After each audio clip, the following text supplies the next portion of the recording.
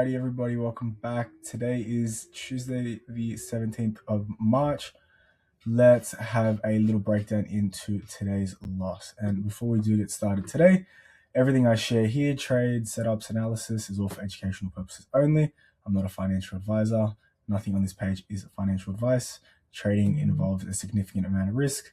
Never trade with money you cannot afford to lose, and always reach out to a financial advisor if you are looking to get into trading. So before we get started, let's go to our higher time frame. So coming into the day, we kind of had this huge opening gap due to contract rollovers. So I was like, great, we're probably going to come fill this gap and then maybe even continue going short. My overall bias was pretty short, given that we swept this and we swept this from the day before. So let me go to my daily. So we swept the previous day high and we were in a daily fair value gap, and we still are in this daily fair value gap. So we haven't kind of disrespected it just yet. And I can see that we were somewhat respecting this gap and we were going short. Internally, we were continuing to break down. So you can see break. And then I can see that there was a 30-minute gap coming into the London session as well. So what I saw as soon as London started, I was like, Asia lows is a clear, easy target. Internally, we were breaking down. I'm assuming that this is going to continue going on, given that we're delivering from this this 1 day gap from here. So I was like, cool, shorts are pretty imminent. And then let's go to our lower time frames. So this was the 30 gap we were reacting from. 30-minute gap, as we can see. Quite a large 30-minute gap and quite an obvious push down. So I was thinking, all right, easy. We're probably going to go short from this. So I can see that this was our last 1 minute protected high. So you can see we broke down here. I wouldn't classify this a break or this. This is just one move down in the leg. As we can see, broke, and then we broke up again. And then this was technically our protected low, which we broke down from. I can see that we came in and tested a 3-minute gap, and my entry was at this low. Is there also a 2-minute gap in there? There's a 2-minute gap in there as well, and I think there is a little bit of a 1 minute. I don't think the 1 minute was too great. Yeah, we had this 1 minute area as well. So I entered here. I got slipped in down here. That's completely fine. And then price came all the way here. I was one tick away from getting stopped out. On MNQ, I actually entered on MNQ. I entered with 16 cons, short here. My stop loss was up here. I got stopped out, but it only stopped me out of 2 cons when I was here. So at this point, it stopped me out of 2 of my 14 cons. So I was just like, all right, well, let's see what happens. If it stops me out completely, yeah, great. And then we came back down, started chopping around. And then after we started chopping around, I was like, all right, this is probably not going to do too much. And yeah, so we entered.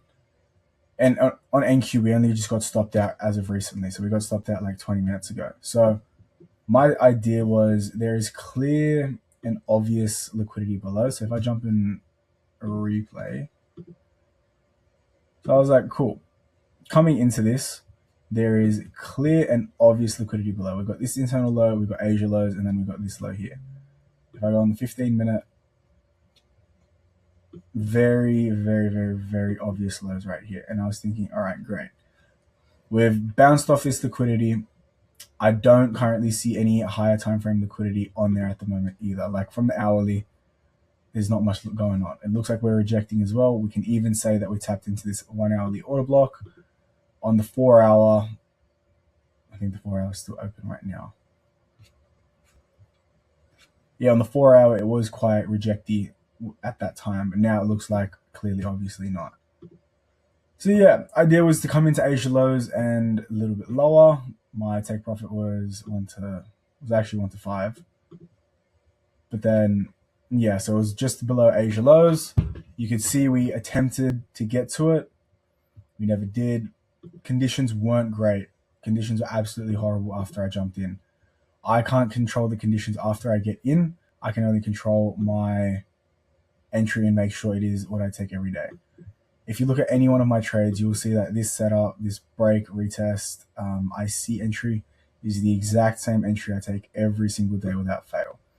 Would I have moved my stop loss to break even? Probably not. only because I don't have a break-even criteria, and I wouldn't assume that price is gonna.